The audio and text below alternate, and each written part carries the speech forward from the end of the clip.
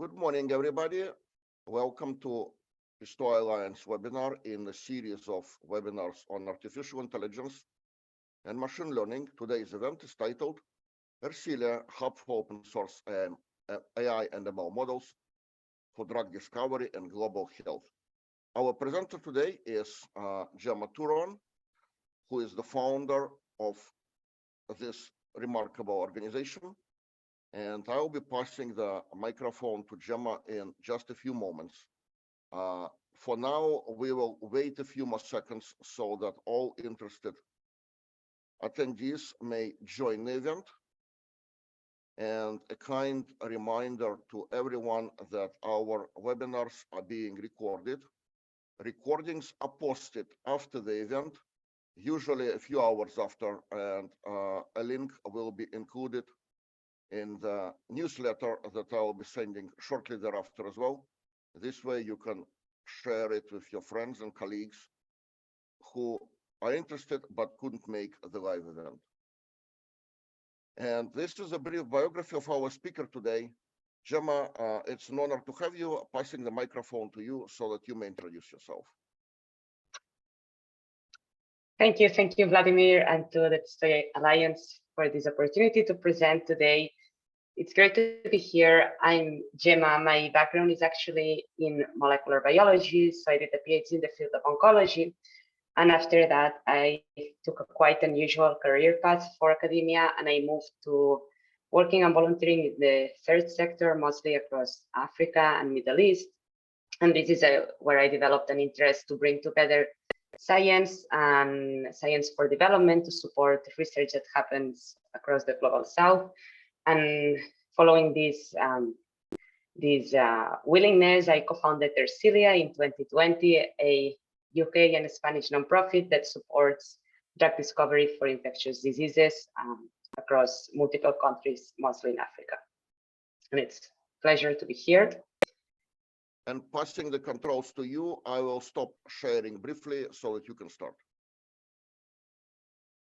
Thank you, Vladimir. So let me share my screen.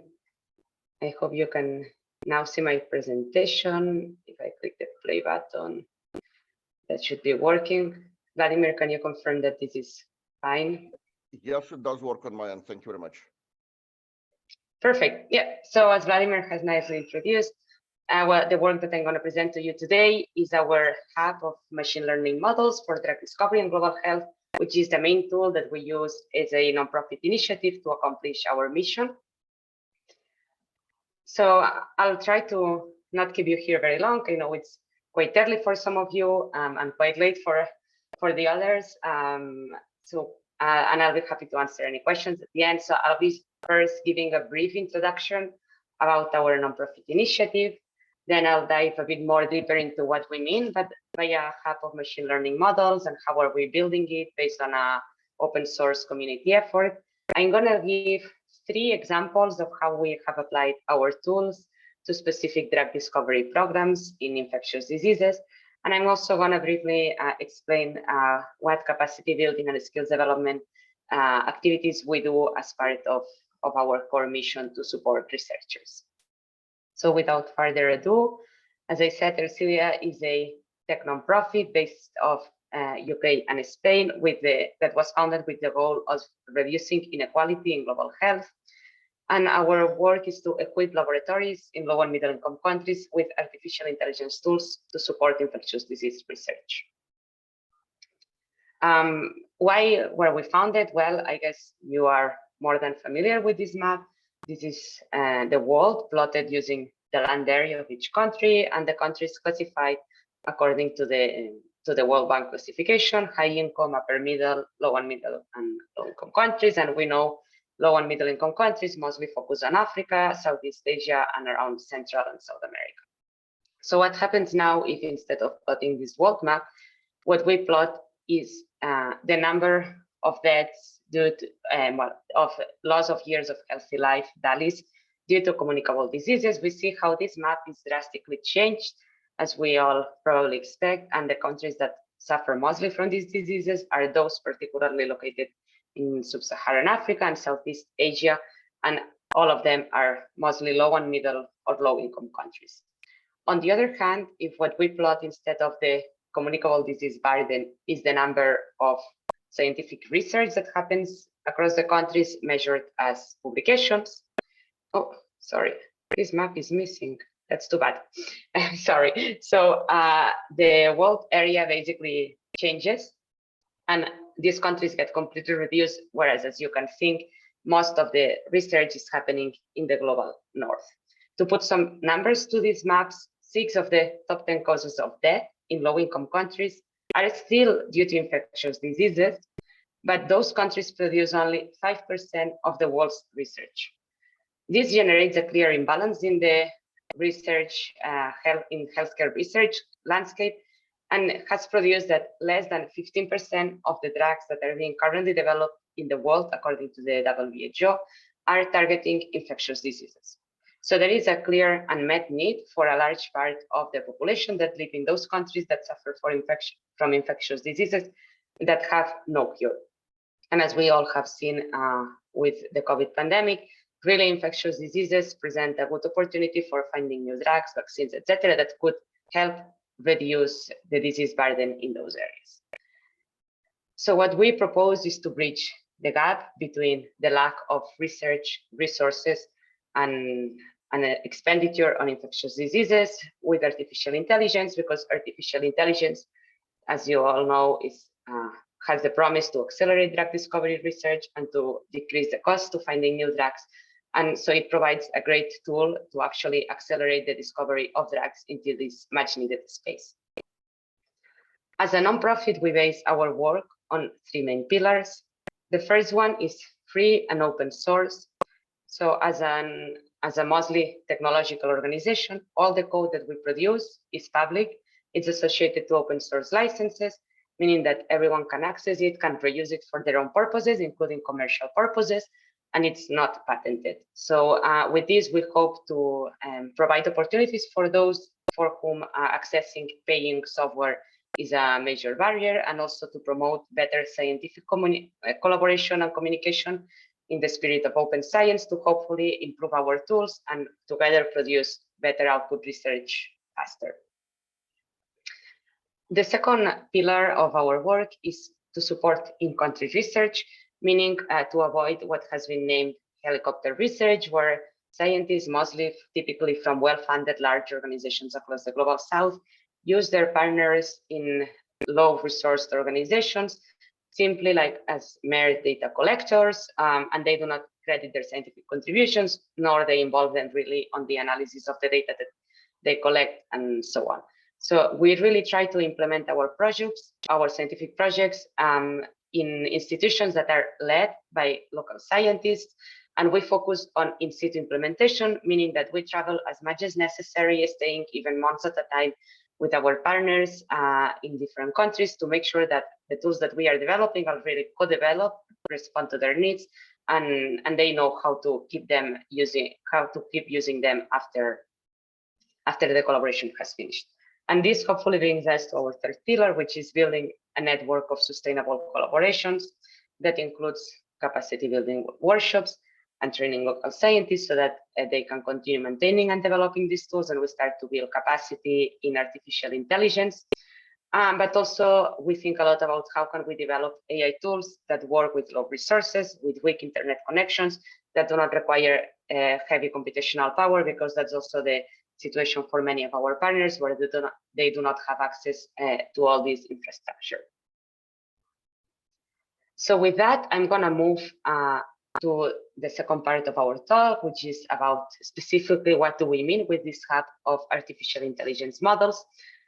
I've put this schema for those of you that may not be so familiar with the drug discovery process and how we approach it from a machine learning perspective, which is basically a structure-activity relationship. So what we have is typically a large screening with several hundreds of compounds for which we know, for example, experimental endpoint, in this case, whether these compounds inhibit or not the growth of E. coli in vitro. These compounds, as a chemist sees them, are not useful to the computer. So the first step that we do is we convert those into numerical vectors, into something that the computer can understand. We put a lot of effort here. I'm going to share this a bit more with an applied example. But basically, we do not limit ourselves to the traditional representation of chemical features, but we try to go beyond that and capture much more about the information we know of each molecule so that we can train models that are highly accurate. So once we have featurized, converted these molecules, we feed them into our neural networks, basically learning whether a specific type of vector or embedding or image-based graph, etc., is associated with an active compound or an inactive compound, and so on. So that when a new compound comes to the collection, before doing an experiment, we can just repeat the procedure of extracting these features from the compound and then predicting whether it will be an active or inactive, and therefore saving much more time and money before doing the actual laboratory experiments. Yes, so with that in mind, what happens in the backend is that we get raw data or process data in the best of the cases from our collaborators, from public databases, etc. We train those models, test them, tune them, and then go onto the validation steps, both internally and externally, hopefully experimentally, thanks to our partners if possible.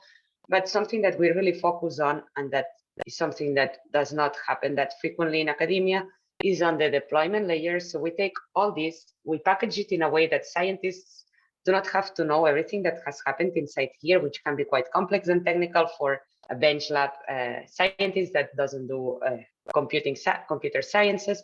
And basically they can just come with their question, for example, a molecule, select a model that is relevant for this molecule, disease area, etc., and run their query and get an answer, for example, the target of this drug.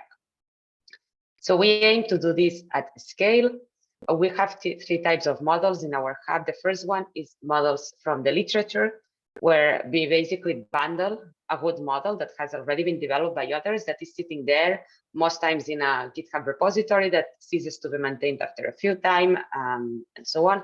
So we take this model, we bundle it so that it's easily accessible through our hub. In this case, I've chosen an excellent example, which is a very good paper from Cell 2020 on discovering new broad spectrum antibiotics. So now a researcher can go with their drug in question and run these models through our platform and get the result. The second, so this is more of a open science collaborative community effort of maintaining tools that have already been developed. The second thing that we do is reusing work that people has already done. So using public data that is available out there. In this case, I'm showing a publication from 2018, where they did a very large screening of antimalarials. So we can take this data, we build our own models, and we publish them in the hub, so that when you input a drug, it will also tell you whether it's an active or inactive antimalarial drug based on this data. And the third, and perhaps the most interesting for us, is AI done in collaboration. So we train a model based on our partners' data. I'm showing here a collaboration that we have with the University of Bue in Cameroon, where they are working with natural products to find new antivirals. So we are helping them build models that will allow them to select the best natural products or natural product-like molecules that they can test in the lab, because their research experimental capacity is quite limited, and this way they increase their chances of success. So this is the hub. As of today, it hosts over 100 models, and we aim to reach 500 by the end of the year. So it's constantly growing. We also have models. We have models that relate to bioactivity, models that relate to toxicity, models that relate to synthetic accessibility of compounds, or even the price of these compounds. Something also generative models that do database search to expand and to provide new candidates for the scientists, and so on. And how we have achieved this, I think it's quite a remarkable community effort. So I wanted to highlight it in this presentation. So this has been built thanks to a open source community effort, supported as well by tech companies such as GitHub and Atlassian, and then volunteers and interns from the OPG program and Harvard University. So when our small community of open source contributors has an idea, someone suggests a new model to be incorporated, or a user asks for a specific model to be incorporated, we open an issue on GitHub, so everything is open and collaborative, everyone can see. So we open a new issue, there is some public discussion around this model, and then someone from the Ersilia team approves it. When this model is approved, a new repository that in GitHub is created, and then the contributor can take this and start working, always in the open. So they start working on incorporating this model or creating this model and then incorporating it in our platform. And finally, they merge back all this code that they have created back into our software. We approve it, and we have set up a number of automated tests so that we know the model is working. It always has a final phase still of clerical manual review by someone on the Ersilia team. And when this is ready, this model gets released and everyone in the community can access it. With this, we hope to promote collaboration and encourage people to share their data, to share their models, so that more people can have access to them and to use our platform as a way of maintaining the research outputs that otherwise sometimes get stay just sitting in the code repositories but are never reused. And so to summarize, before going into the 3 examples I promised of how we apply these tools to specific use cases, this is what we want to do at the end to harness the power of machine learning for drug discovery in low resource settings. So our typical collaborator usually has a few hundred drug candidates for a specific infectious disease. In this case, I'm showcasing malaria. So they can go and cherry pick the models in our hub that are more interesting to them. For example, anti-malarial activity, whether this molecule is easily to access synthetically, even estimated price, as I said, because as you may be aware, I think malaria drugs need to be less than $1 per dosage so that they can be effectively distributed to the populations that need it.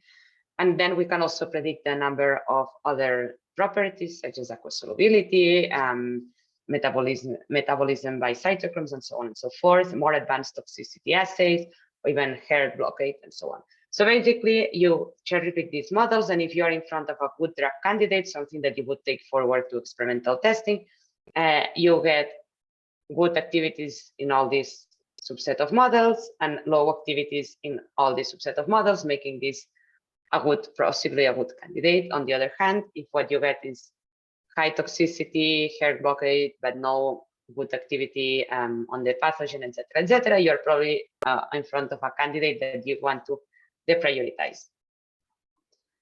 So this is the work that we are doing. Our ecosystem starts with this repository of machine learning models, which is the Ersilia Model Hub. It goes much farther though. So in parallel to this, we are building an automated platform for developing new machine learning models called Zyraken. This helps us to establish good collaborations with our partners and allow them to actually maintain those models, because everything we are doing, we try to automate it as much as possible so that non-experts can actually maintain their own models.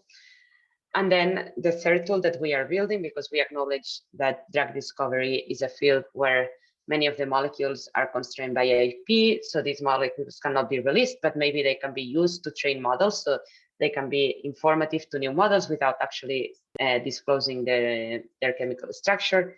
So we call this privacy-preserving AI. We are also building tools into our automated pipeline so that we can collaborate and use data sets that are private to actually train models, and also to allow users to input queries for molecules that are actually IP protected without the risk of disclosing them to the general public.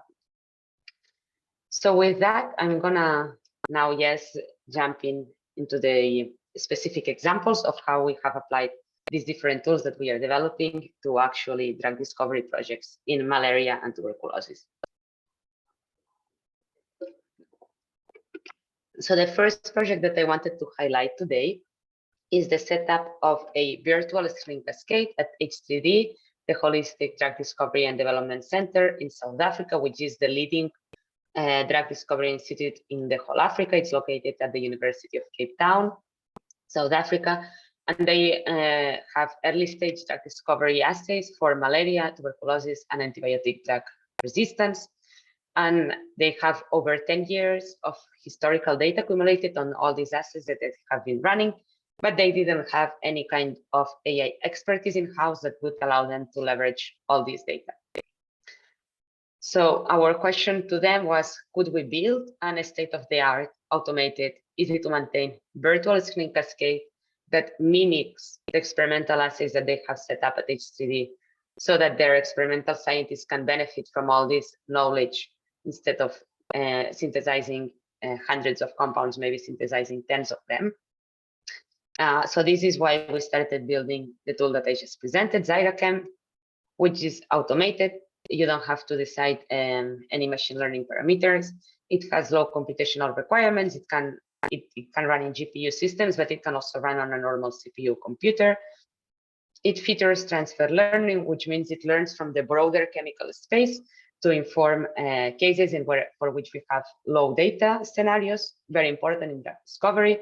And it also balances, takes into account that most of the times we have, in general, very few actives and much more inactives. So we try to balance that out as well. So with this tool, I'm going to stop a bit on the transfer learning, on how we achieve that, and then I'm going to show how we have developed this virtual screening cascade.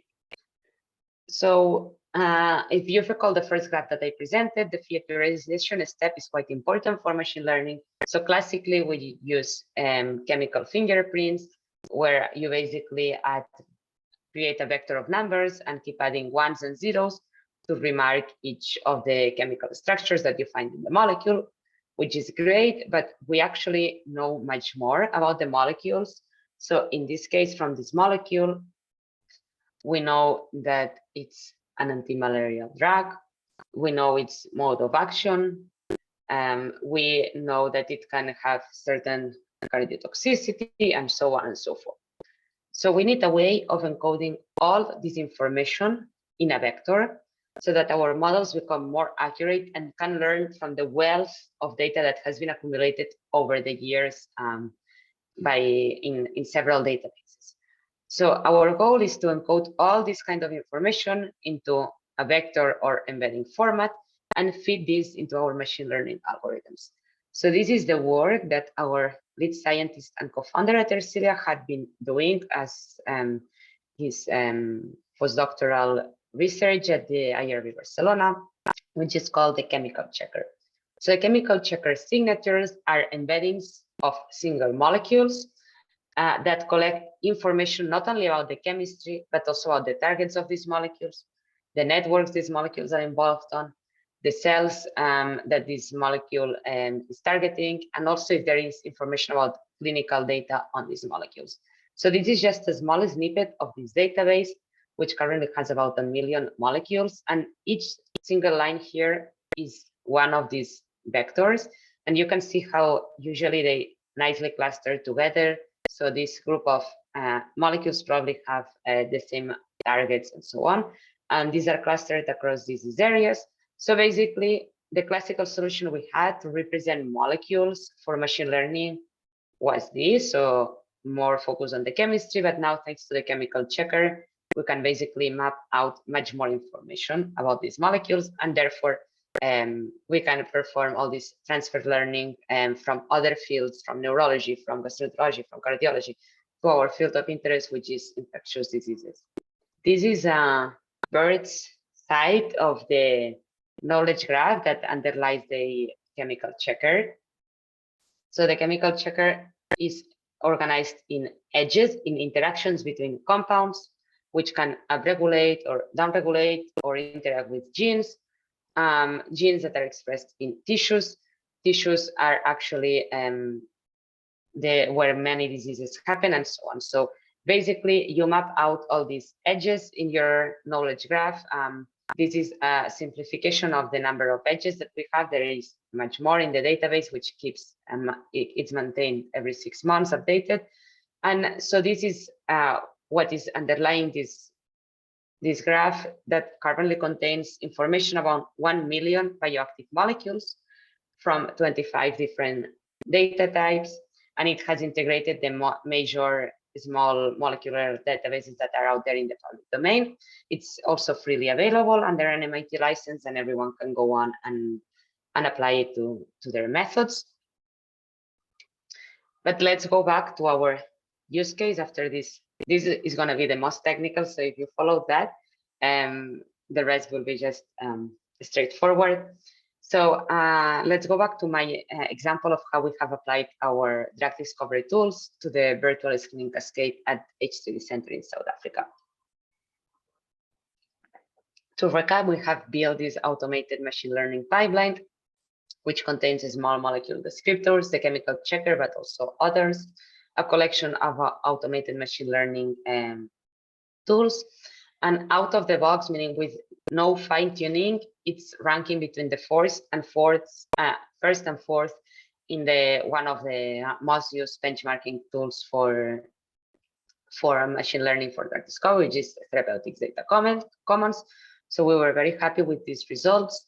So what we have done is taken the whole screening cascade that they have set up at H3D. We have selected the assays that are most relevant to them. We work closely with experimental scientists so that we understand what are their needs, what are their cutoffs for a molecule progressing or not into the cascade, and so on. So we have selected bioactivity models against malaria and tuberculosis, toxicity, solubility, clearance, permeability, interaction with cytochromes, and hERG toxicity. So with that, we have run this pipeline that so we take the molecules, we use a binary classification, so whether a molecule is active or inactive against the tuberculosis bacteria, for example. So we process them, we do all this featurization step with these multiple descriptors. We run different estimators, and then we assemble these different estimators into a final output. And we also produce an automated report that I'm just gonna show now. So this is the type of results that you can get with Zyrachem. So it tells you, of course, how many actives and inactives you have in your data set. It nicely plots the actives and inactives in UMAPs, PCAs, and other kinds of 2D representations to easily map out the different chemical groups that you may have in your data. And I think, and very importantly, this is the classification score. So as you can see, this on a test data set, so something that the model hadn't seen before, you can see how these the negative molecules very nicely get a quite low score, whereas the positive molecules get a quite high score. So this allows us for a very good discrimination between positives and negatives. It also gives plots that inform you about the characteristics of your data, so like molecular weight, log P, etc., etc. It gives you the result of the automated individual predictions that ensembled together always gives a better result than individually. And basically we have an excellent area under the curve. If you're not familiar with this value, an area under the curve, this number is telling you how good your model is doing. The closer to 1, the better. If it's close to 0.5, it means that your method is not discriminative, so it's not able to actually tell whether a molecule is active or inactive. And it also gives you contingency tables highlighting how many real actives you get, how many real negatives you get, and how many false positive or false negatives you may have at the specific cutoffs. Right. So with this tool, we have modeled the whole this cascade of available assays at H3D. This is just a global performance. This is the areas under the curve of the different models. Of note, these models are based on external data because there was not enough internal data. So that's why the performance is reduced compared to models that are really built on this specific chemical space. But then also here is highlighting different kinds of models, so bioactivity, clearance, interaction with cytochromes, and hERG toxicity. And we can see how how all the models nicely are able to separate and give highest scores to active molecules and lowest scores to inactive molecules, with areas under the curve all above 0.8, which is a very good value, and everything validated 5-fold. And finally, and more importantly, perhaps, we then have taken data that H3D was developing on another chemical series that our models had not seen. And we have run these new molecules, these new chemical series that designed to be antimalarials against our models, and provided a tool for scientists to easily select from their libraries molecules that they would want to pursue. So in this case, we see how all the models against malaria and then toxicity, aqueous solubility, they all have good areas under the curve. So we can say that our models are predicting good on these molecules that they have never seen. And this is basically a series of 65 compounds, starting from this number 1, right? So this is the predicted activity that we get here. What we want is to have dark red, a lot of dark red, and not so much dark blue, because these are undesired activities. And if we select those that we see with higher dark reds, what we can compare is the actual real activity. So for example, for molecule 22, our models predict that it will have good antimalarial activity and good solubility. And this is true. Experimentally, these molecules have good antimalarial activity and good solubility. But our model also predicted that this was going to reduce cytotoxicity in CHO cells. And indeed, we saw how experimentally this molecule was cytotoxic, right? And so on and so forth. So we can play like this with a few of the molecules, and then we can select the ones that we want to put forward in our assay. In this case, molecule 37 was the one that has been published with the best as the best candidate, and indeed, our model predicted it had good activity, and compared to these ones, much less toxicity, and indeed experimentally had less toxicity. So this is how we can apply this machine learning to actual real examples to support academics working in low resource settings, speed up their research pipelines.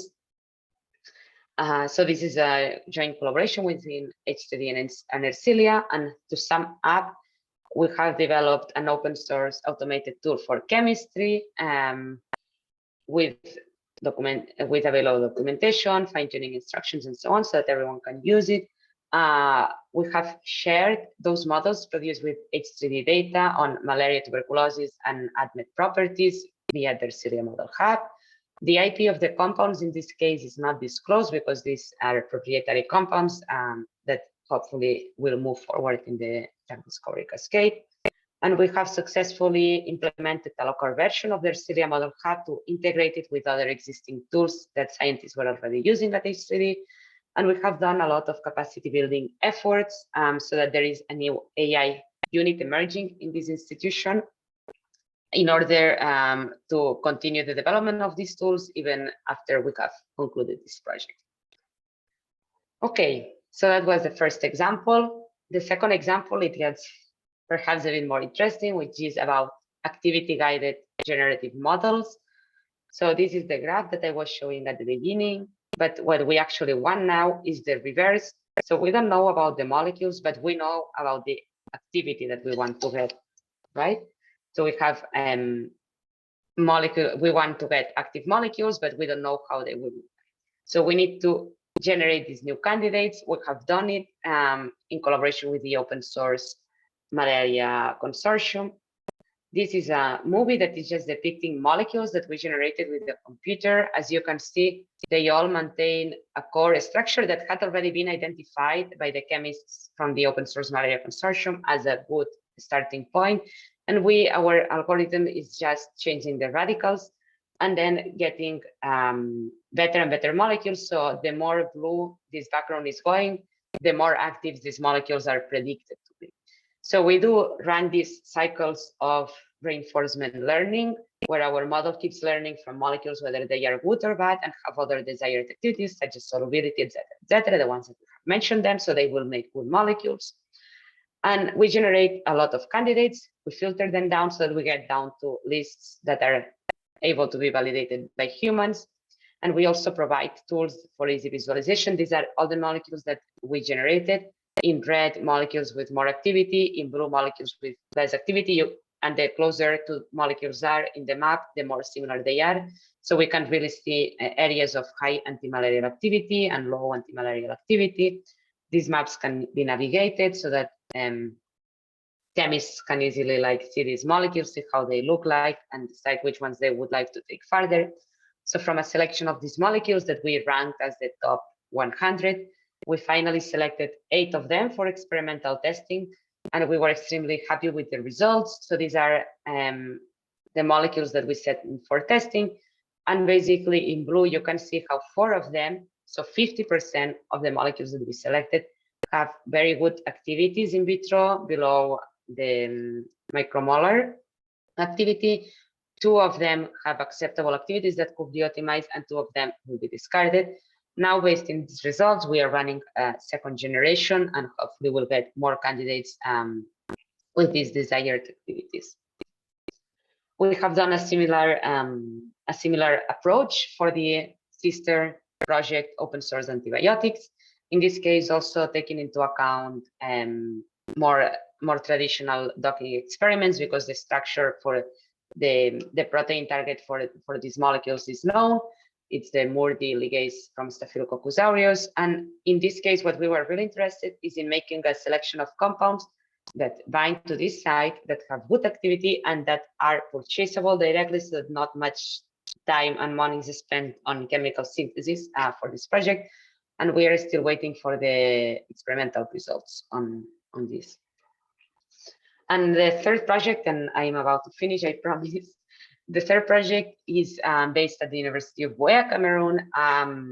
This is focused on African natural products as novel antivirals. It's a 5-year project that we have just started in collaboration with Buea and Wistar Institute in the US. We aim to do a virtual screening of around 15,000 compounds, African natural products, and combining our methods of artificial intelligence and the knowledge of the University of Buea in structural biology and docking. We aim to select those that are that have better activities for as antivirals, and also try to identify synthetically accessible molecules that are inspired on these natural products. And this is a bit our goal. It does not only include developing all these models, but it also has an important part of training courses, of capacity building, and supporting the establishment of this new center that is being built as we speak, which is called the Center for Drug Discovery, University of Buea. And then the last part that I'm going to talk about today is capacity building and training, so activities that we do to ensure that our tools can be broadly used. So this is an example. So this is a one-week workshop that we run in Cape Town in collaboration with the HCD Foundation, which brought together 6 African countries, fully funded, thanks to Code for Science and Society in the Wellcome Trust, where we teach them not how to develop AI tools, but how to develop data science and AI that is out there, such as the Ersilia Model Hub, and apply it to their own research. And also, as an organization, we do care a lot about training the next generation of computational scientists for biology. We foster remote internship programs with a focus on underrepresented students in computer sciences. And we have also batches of interns from other US universities, Harvard, Stanford, and also Barcelona University. And we have established our new offices in Spain in this nice building that you can see here in the background, which is an old modernist hospital, so that we may also host international visitors so that we can better train them so that they can come back to their projects with more knowledge. So with that, and I think I'm quite on time, which is great, some take-home messages. We are a nonprofit organization. Our goal is to develop AI tools for drug discovery and global health. We combine remote work with on-site implementation of our tools. We do capacity building activities. Everything we build upon is open source, and we offer support to research institutes in the global south, and always open for collaborations, of course. So, and I cannot finish without thanking the amazing list of people that has supported our efforts thus far, including funders, but also in-kind support from several organizations, donors, and our collaborators across the world, especially Professor Kelly Chivali from the H3D Center, Matthew Todd from the Open Source Malaria Project, and Professor Fidel Ntiekang from the University of Buea. And then our team, alumni, former interns, but also volunteers and people who has donated their time to make this nonprofit a reality. And I think with that, I will finish and hand over the word to Vladimir, but feel free to reach out to us at any point, to contact me directly or through our social media. You can find us on Twitter and LinkedIn, and also on our website. And thank you so much for your time. So I'm gonna stop sharing now. Thank you, Gemma. Very interesting. What I would like to do now, I have 3 poll questions that I would like to ask our audience about. I will be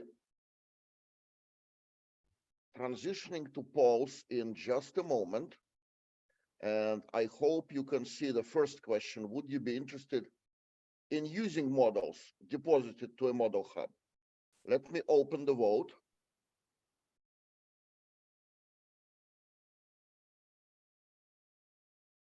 And waiting a few seconds to let everyone interested in voting to please vote. At this moment, about 40% of people participated. Please go ahead and take a vote.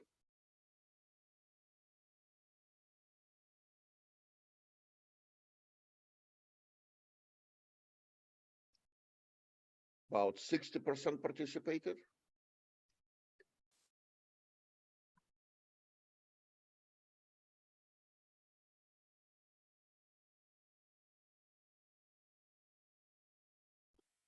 And perhaps a few more moments for anyone else interested. Please vote.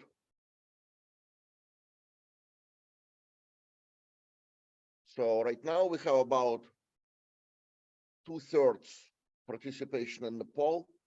Let me close this question and share the results.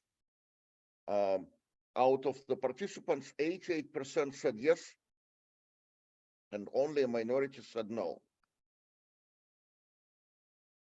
Great, thank you. I think these questions are super useful, so thank you for putting them together. So let's address the second question. Would you be interested in contributing your models to a model hub? So not using, but bringing your own model and allowing other people reuse it. There are 3 answer variants. Yes, without conditions. Yes, but only if I can make money from the model, from my IP. And no, my model is not shareable.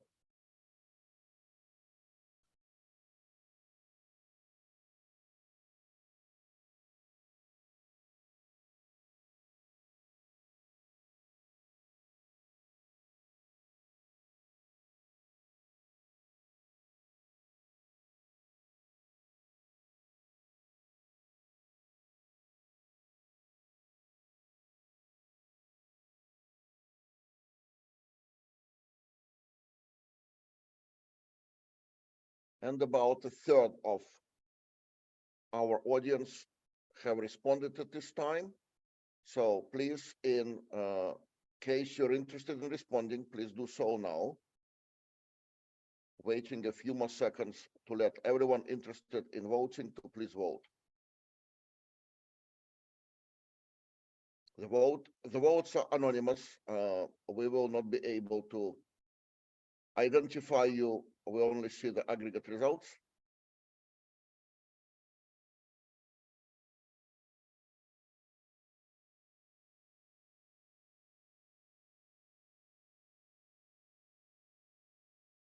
And it seems that everyone interested in voting here has taken the vote. We do have a smaller sample now than we had on the previous question, but the majority of respondents answered yes.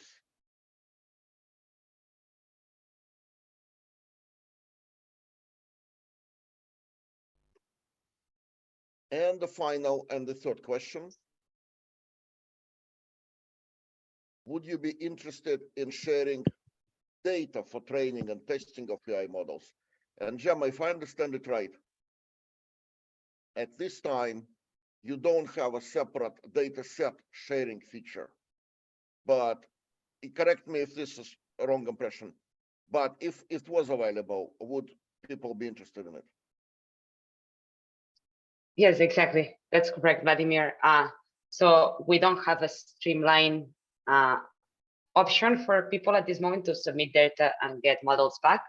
but we certainly are open to one-on-one collaborations on this. Yes, but this is because we really need to see, it's not only the data, but we appreciate then collaborating with the people that has produced their data, understand really the context, the metadata, how it can be used, and so on.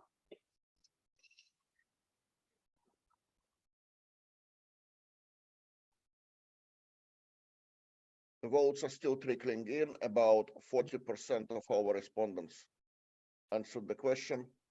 If you're interested in participating in the poll, please do so now.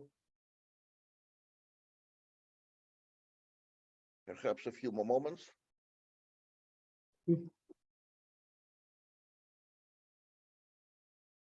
And closing the vote. Again, the majority of respondents said yes. With that, I thank you for participating in the polls, and everyone is welcome to ask questions. If you'd like to ask a question, you can do so in the chat or in the special question and answer feature. And I will read out the questions asked in that manner.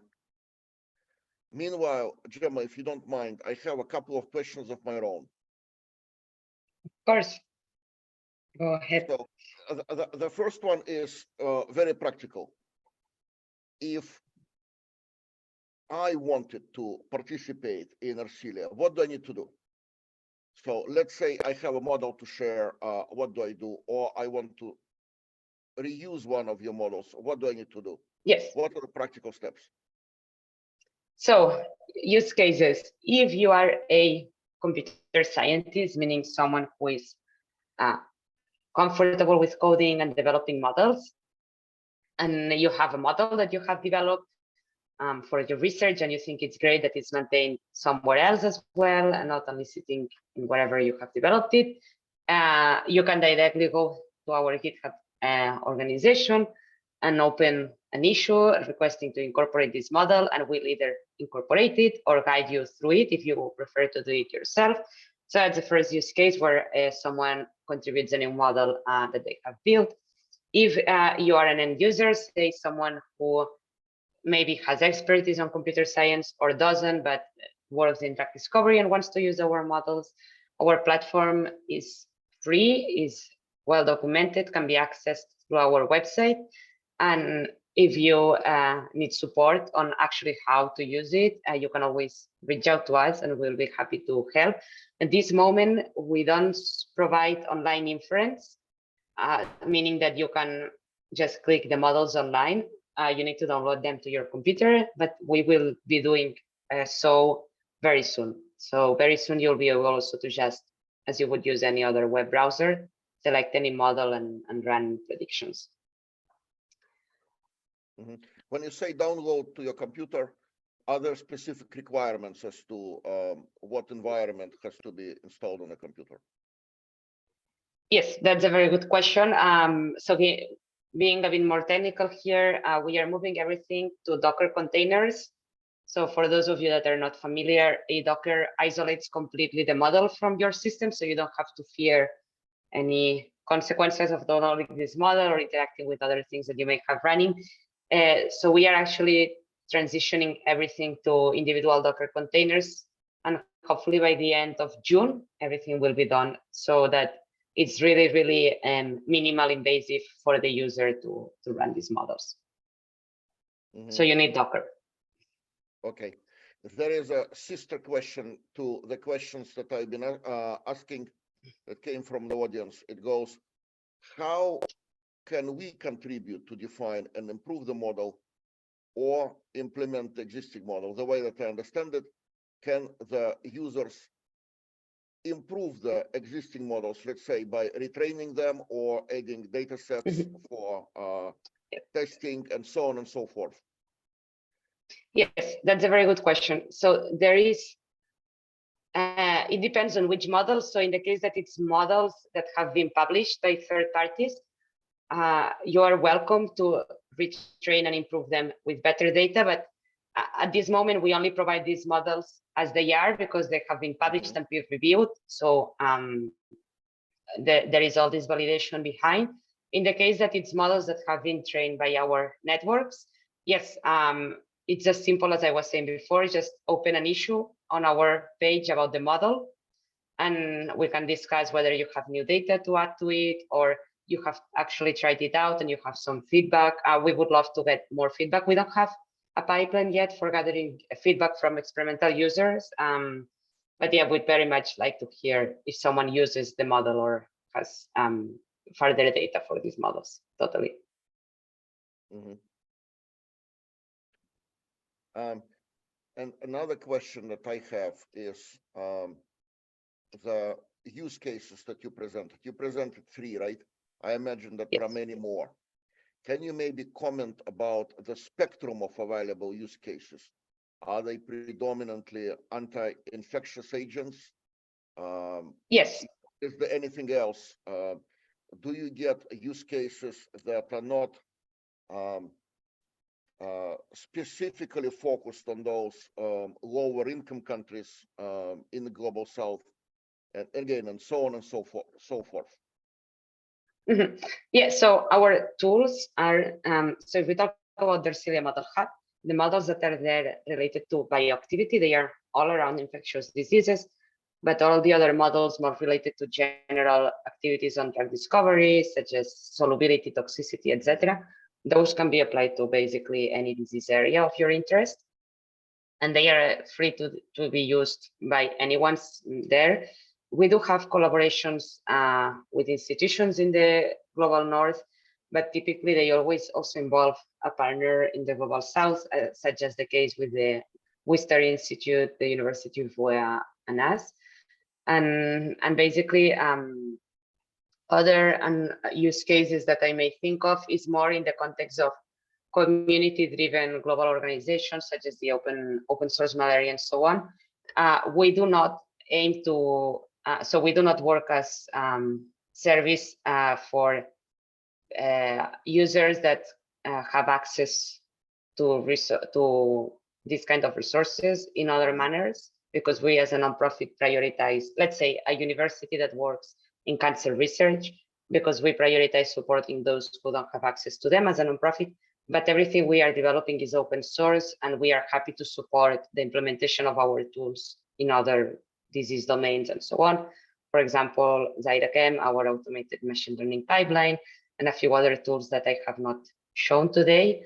All of this code is free. It's being published as we speak. So, and we are very happy to just support science in general. So if you have a suggestion, you can contact me directly and we can find a way to collaborate. And this leads us to one other question, which is again the sister question or reflection question on the one that I've just asked. And this comes from the audience. Could we also leverage the Pistoia Alliance framework as a contract or as a technical solution, right? To collaborate on those models. Gemma, your opinion is obviously welcome, but let me try to answer this from my own angle, right? And my answer to that is that I would love to see this happening, but I also see barriers to collaborative solutions like that I have witnessed as a manager of the AIML nonprofit in Pistoia, right? These technologies are frequently seen as competitive advantages, including by our members, right? And so they may be hesitant to share their solutions, right? On the other hand, the systems like Ersilia, right? They serve as absolutely unique levelers of the playing field, right? Now, anyone can use advanced artificial intelligence, even if somebody is based in Africa and doesn't have access to almost any resources at all, right? Except, well, you need a basic computer and some electricity, right? So yes, I would love to see this happening. And I think the best way to start the conversation is to reach out to our audience members in big pharmaceutical companies, see if they have solutions that they will be willing to share right away, knowing that they're contributing to a worthy global cause. Perhaps that's a good angle to look at it. Just thinking out loud. Gemma, please feel free to chime in. Yes, so just on that note, so we do collaborate with for-profit institutions as well, as long as they are aligned with our mission as a nonprofit, which is that whatever we develop in code, we are free to open source it so that anyone can use it, and that the models encrypted if needed so that they cannot be seen by others are actually released so that other people can also benefit from them. But the data that our partner shares with us, for example, in this case, is never published, and we will never disclose the IP of those compounds, for example. So there is certainly ways in which we can collaborate because we acknowledge this is a field where IP is relevant, but we also stand by our mission of supporting these researchers that may not have access to this expertise otherwise, or to support, for example, compounds of collection or collections of compounds that are just sitting there without being used anymore. So all this information would potentially be very informative for neglected diseases, for tropical diseases, and so on, and we'd be very, very happy to collaborate also with other kinds of non-academic partners. And a comment on my side. A little while ago, I received an email from a colleague of mine in Pistoia Alliance who actually works for a commercial company. And he asked me, what about a special technology? I believe it's called isomorphic encoding or isomorphic encryption, right? It allows one to hide the actual values in the training and testing data sets, but the mathematical operations on those would behave just as they were not encrypted, right? Yes. You know, perhaps technologies like this could be used on your end as well. I don't know if you use them currently or not, but this could also be a conversation point, I believe. I briefly mentioned that. So there is a tool that we are developing in these lines. We started it with the support of a NERF grant, and I aim to continue. It's not fully implemented yet inside our pipeline, but we are certainly have done already some work on it, using homomorphic encryption. So with your permission, Jim, I'll connect you to people in Pistoia Alliance who were asking those questions. You know, maybe it will lead to something good. Perfect. We only have a few seconds left. I do not see any questions incoming in the question panel. And with just seconds on the clock, I would like to thank our speaker today, Dr. Gemma Turon, for presenting, and everyone else for attending and listening. Thank you very much, and have a wonderful day. Thank you. Thanks so much for your attendance and for inviting me. It's been a pleasure. Bye-bye. Bye-bye. Thank you, Vladimir. That was great. Thanks. Wonderful. Bye-bye.